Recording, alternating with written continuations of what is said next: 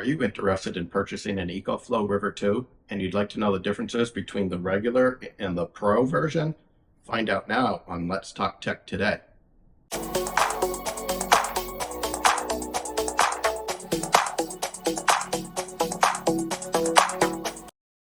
Hi everybody, Mike here. We released a video a couple weeks ago discussing the EcoFlow River 2 against two of the Jackery Explorer 300s.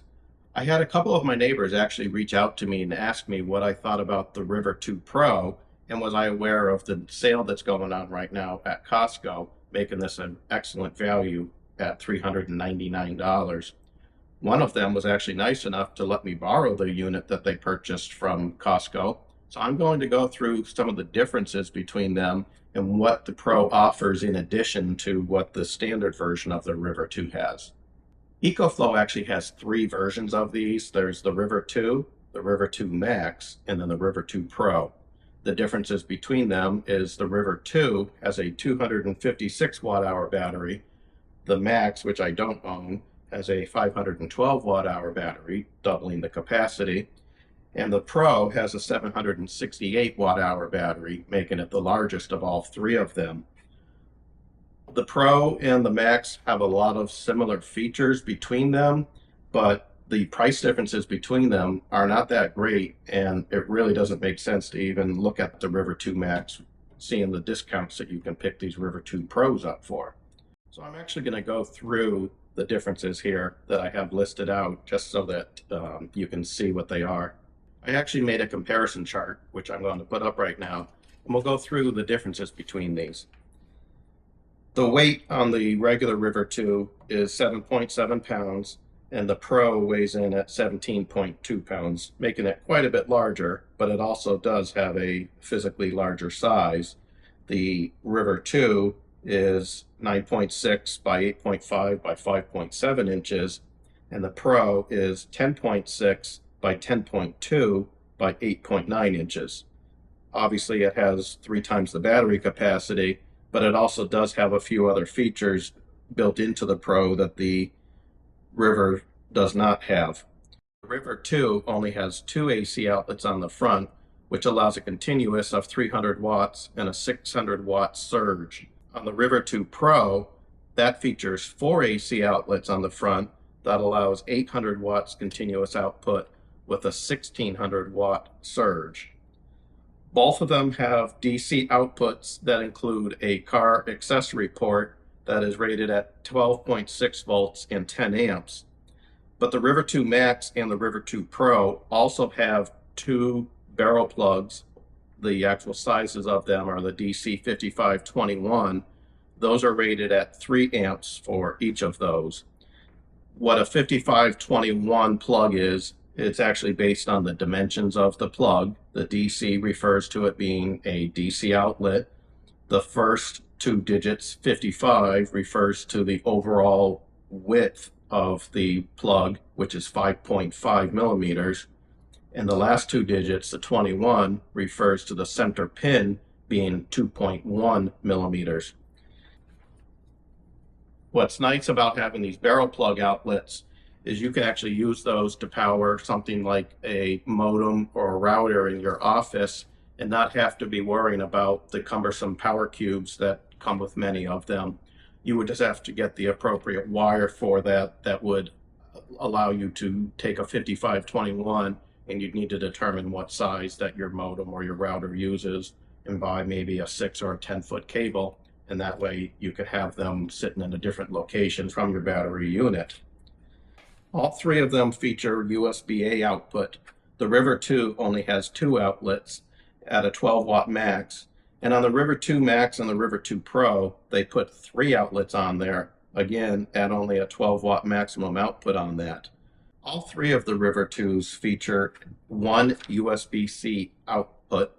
They are all a PD port or power delivery. On the River 2, it only has a 60 watt maximum on that for both in and out. But on the River 2 Max and the River 2 Pro, they've upgraded that to go to 100 watt max. I am a little disappointed that EcoFlow only included 1 outlet on the River 2 Pro. I would have liked to have seen 2 USB-C outputs and 2 USB-As.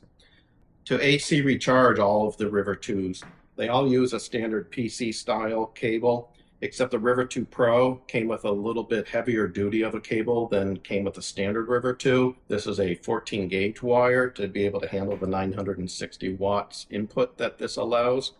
And the River 2, that one only allows an input of 360 watts.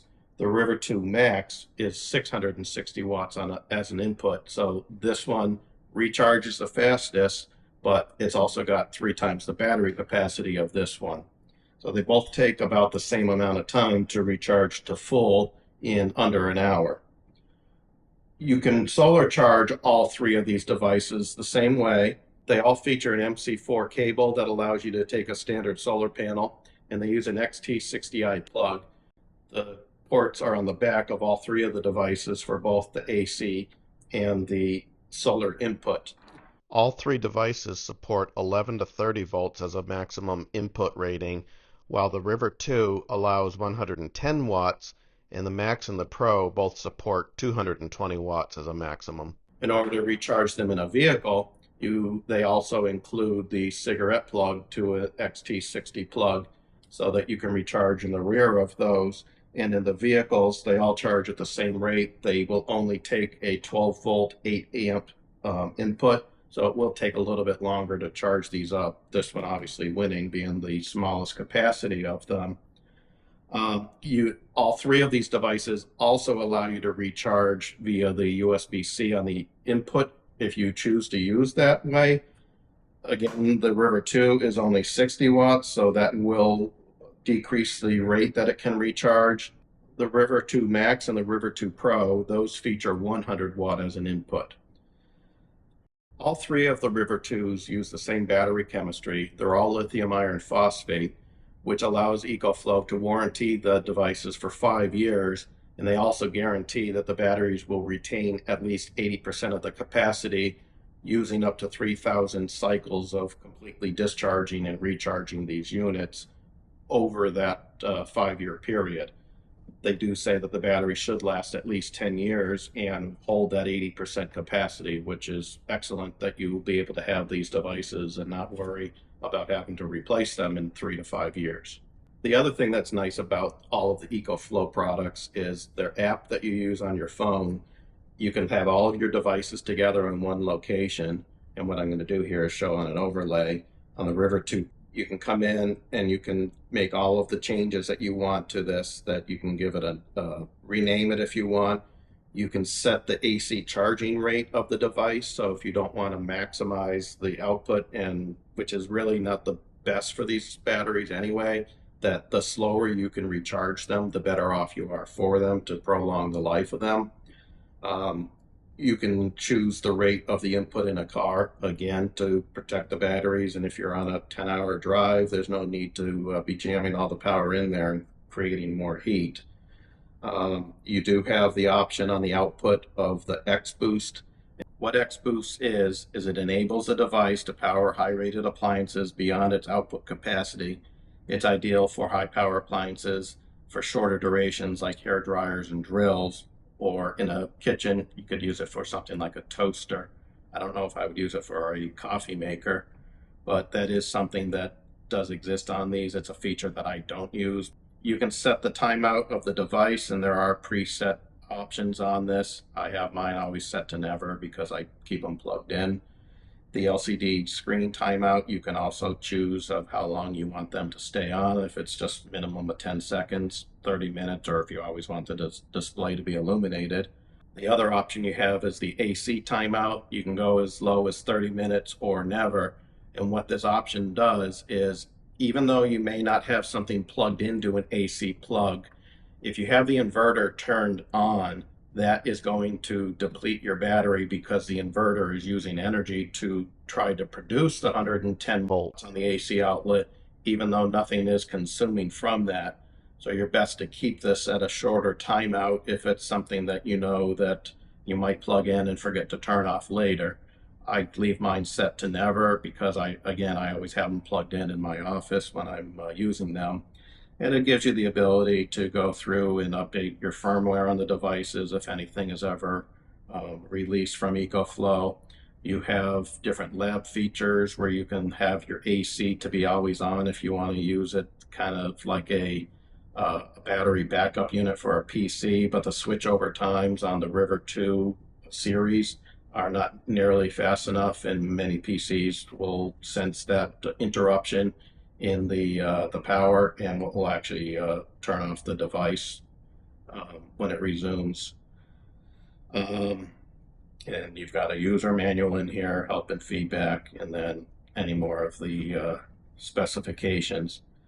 And you can choose your style of your home page, and you can also choose whether or not you want to see the temperature of the unit in Fahrenheit or in Celsius. The River 2, the way this is designed, is the front bezel of the faceplate has notches in this to allow air to come in through it, and it blows out the back using a small fan. It's pretty quiet for the most part, but there is nothing on the sides that you need to worry about if you want to place it on a shelf.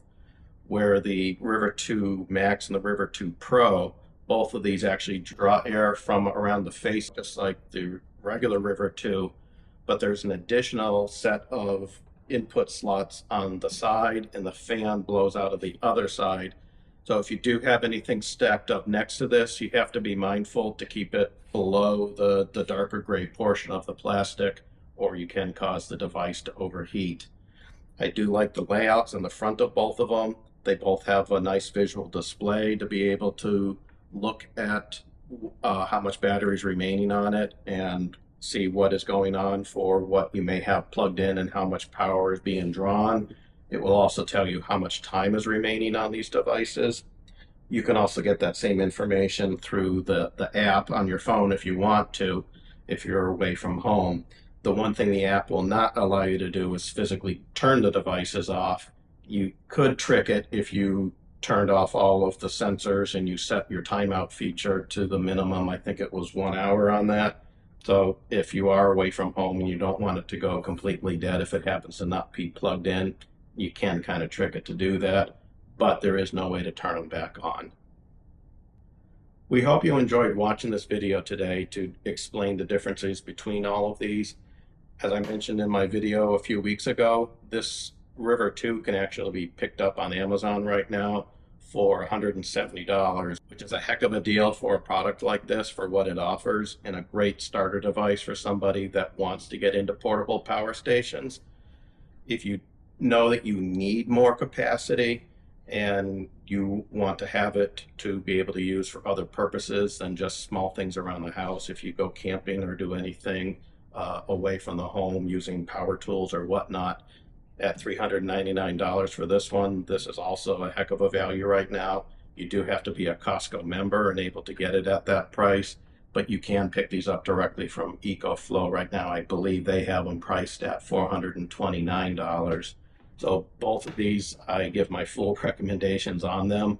I'm contemplating whether or not I should pick up one of the Pros for myself just to have it, but I do like to use the smaller devices just because of the portability when I'm doing any recording around the house, and it gives me the ability to use any of the ports on the front. It's small and lightweight, and I can just place it wherever I'm using it.